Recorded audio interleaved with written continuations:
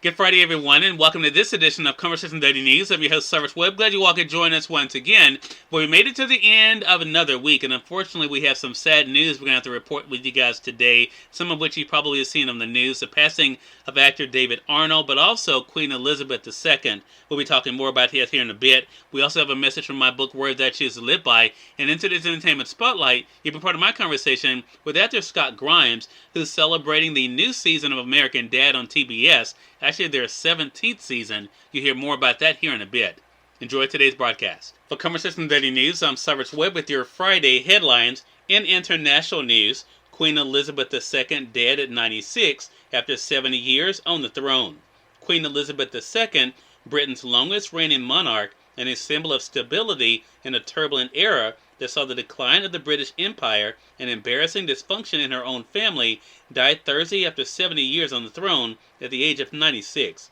The palace announced she died at her castle, her summer residence in Scotland, where members of the royal family had rushed to her side after her health took a turn for the worse. A link to the almost vanished generation that fought World War II, she was the only monarch most Britons have ever known. Her 73-year-old son, Prince Charles, automatically became king and will be known as King Charles III. British monarchs in the past have selected new names upon taking the throne. Charles' second wife, Camilla, will be known as the Queen Consort. The BBC played the national anthem, God Save the Queen, over a portrait of Elizabeth in full regalia as her death was announced, and the flag over Buckingham Palace was lowered to half-staff as the second Elizabethan age came to a close. The impact of her loss will be huge and unpredictable, says the Associated Press, both for the nation and for the monarchy, an institution she helped stabilize and modernize across decades of enormous social change and family scandals, but whose reverence in the 21st century has often been called into question. The public's abiding affection for the Queen has helped sustain support for the monarchy during the scandals. Charles is nowhere near as popular. In a statement, Charles called his mother's death a moment of the greatest sadness for me and for all members of my family, adding, I know her loss will be deeply felt throughout the country, the realms, and the Commonwealth, and by countless people around the world. The changing of the guard comes at a fraught moment for Britain, which has a brand new prime minister and is grappling with an energy crisis, double-digit inflation, the war in Ukraine, and the fallout from Brexit. The prime minister, appointed by the Queen just 48 hours earlier, pronounced the country devastated and called Elizabeth the rock on which modern Britain was built. British subjects outside Buckingham Palace wept when officials carried a notice confirming the Queen's death to the wrought iron gates of the Queen's London home. Hundreds soon gathered in the rain, and mourners laid dozens of colorful bouquets at the gates. In Canada, where the British monarch is the country's head of state, the Prime Minister saluted her wisdom, compassion, and warmth. In India, once the jewel in the crown of the British Empire, the Prime Minister there tweeted, she personified dignity and decency in public life, pained by her demise. U.S. President Joe Biden called her a stateswoman of unmatched dignity and constancy who deepened the bedrock alliance between the United Kingdom and the United States. In more national news, David A. Arnold, comedian of Netflix specials, dies at 54. David A. Arnold, a comedian who was a producer of the Fuller House reboot and the creator and showrunner of Nickelodeon's That Girl Lele, has died. Arnold's family said in a statement Thursday that the doctors ruled the cause of death due to natural causes. His family said he died peacefully on Wednesday in his home. It is with great sadness that we confirm the untimely passing of our husband, father, brother, and friend, David A. Arnold, the statement read. Please keep our family in prayer and respect our privacy at this time, as we are all shocked and devastated by this loss. Arnold was a stand-up comedian who gained appeal through his perspective about fatherhood. He headlined two Netflix comedy specials, Fat Ballerina in 2019 and the Kevin Hart-produced It Ain't for the Weak, which debuted in July of this year. He was also featured in the Netflix Is a Joke Comedy Festival in late April. In entertainment news, Tamron Hall hopes to inspire women while staying in her lane. Two sparkly golden trophies gleam behind Tamron Hall on the set of her nationally syndicated talk show, but despite entering its fourth season, the Tamron Hall show is not a well-oiled machine, and that's intentional.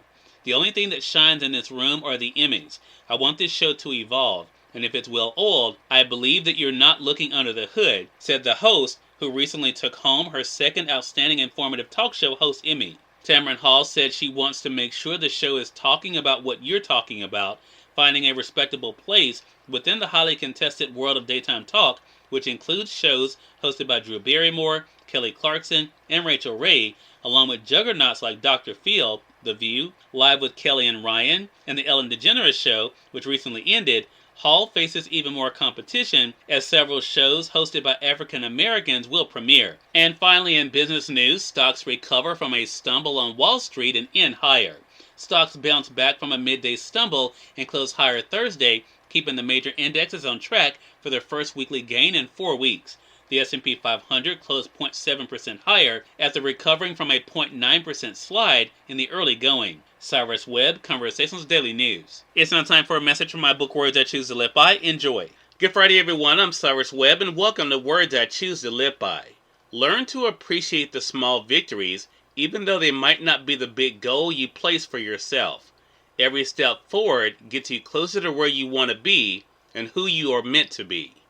Have an amazing Friday and enjoy your weekend. Scott Grimes is featured in today's Entertainment Spotlight right here on Conversation Daily News. For Conversation Daily News, I'm Cyrus Webb with the Entertainment Spotlight. Actor Scott Grimes joined me on Conversations Live, the radio show, to talk about the kickoff of Season 17 of American Dad on TBS, but also his career. Here's a bit of our conversation. Well, look, man, already the reviews are already coming in for the kickoff to this season 17 for you guys, for American Dad. Scott, what has it been like for you to see the success of the show over the years?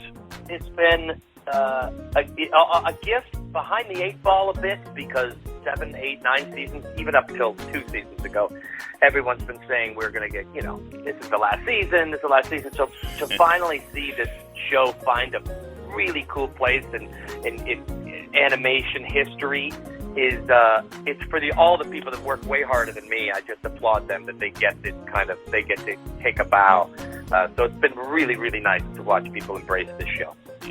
And a lot of this seems to be a couple of things, Scott. One, of course, the talented cast, but also, I think, really resonating and giving people something to laugh and think about. I want to talk about the cast with you for a second, because you guys really seem to be like a family. Does that make it an added bonus for you as an actor to not only do what you love, but also to do it with people that you love being around? That's exactly right. I mean, I'm a fan of everybody on the show, personally and professionally. I've been watching Wendy Shaw, who plays Francine, for my entire life. In these beautiful 80s movies she's been. Dee Bradley Baker, who plays Klaus, is one of the most talented actors around. Rachel McFarland, who I've known because she's Sept's sister, but also what a talent. And it's also like Seth's choice to cast maybe some actors that do get along as a family in real life, that shows or you can hear within the voices, because that's rare. And we do table reads to like a theater production, to make sure the show works as a thing. So we treat it almost like a sitcom, but except we don't film it. Cyrus Webb, Conversations Daily News. We thank you all for tuning into this edition of Conversation Daily News. We'll be back on Monday with more news, message from my book, Words I Choose to Live By, and of course your Entertainment Spotlight. Until then, I'm your host, Cyrus Webb, saying as always, enjoy your day, enjoy your life, enjoy your world. Thank you all for choosing Conversation Daily News today. Then let's go make it a great one.